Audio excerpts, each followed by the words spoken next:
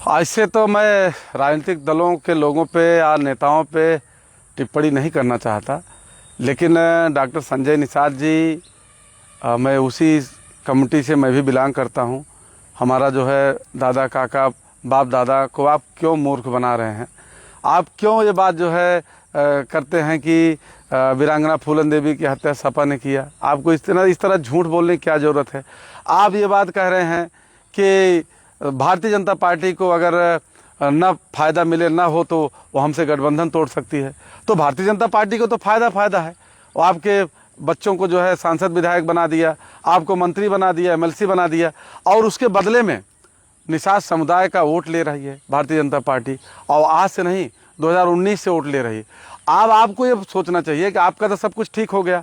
अब निषाद समाज को जो है, निषाद समुदाय को भारतीय जनता पार्टी क्या दे रही है? और अगर नहीं दे रही है तो आपको इस पे बात करना चाहिए कि भाई भारतीय जनता पार्टी जिस वादे से, जिस इरादे से आप लोगों ने जो है समाज में जा करके कहा कि भारतीय जनता पार्टी की सरकार बनवाइए, मिलेगा, लाभ मिलेगा, फ़ायदा होगा, सब समस्याएं हल हो जाएंगी।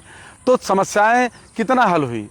एक भी समस्या अगर भारतीय जनता पार्टी, निषाद पार्टी की जो एजेंडे में थी, निषाद पार्टी के जो मांग पत्र था कि सरकार, निषाद पार्टी जिस नाम पे जिस वजह से बनी थी, अगर एक भी मतलब मांग भारतीय जनता पार्टी पूरी कर दी हो तो ठीक है। लेकिन अगर नहीं, एक भी मांग नहीं पूरी कर पाई है आपकी, नहीं हो, तो आपको भारतीय जनता पार्टी छोड़ना चाहिए। आप क्यों समाज को जो है, निषाद समुदाय क्यों, एक तो वैसे भोला भाला है, आप क्यों मूर्ख बना रहे हैं उसको कि भारतीय जनता पार्टी को ना मतलब वो तो हमसे छोड़, वो क्यों छोड़ेगी भाई?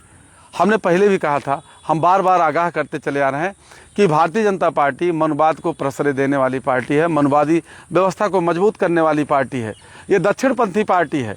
ये कभी भी यहाँ के पिछड़ों को, निषादों को ये हित उन्नति नहीं करेगी, समाज की मुख्य धारा में नहीं लाएगी। क्योंकि उसको पता है कि अगर ये मतलब समाज की मुख्य धारा में पिछड़े, खास करके निषाद, ये मार्शल कौम है, यहाँ के मूल निवासी, यहाँ के शासक रहे हैं, यहाँ इनके पुरखे राजा महाराजा रहे। अगर ये मुख्य धारा में आ गए तो फिर इनको कोई रोक नहीं पाएगा। देश की प्रधानमंत्री कुर्सी, मुख्यमंत्री कुर्सी ये ले लेंगे। तो इसलिए भारतीय जनता पार्टी इनको दबा के रखना चाहती है। अब पता नहीं किस उस पर जो है, अब किस स्वार्थ में अब भी जो है उस पर पड़े हुए हैं। आपका सब कुछ हो गया है, आप मिनिस्टर बन गए, सब कुछ हो गया है, तो अब तो आपको समाज के लिए काम करना चाहिए।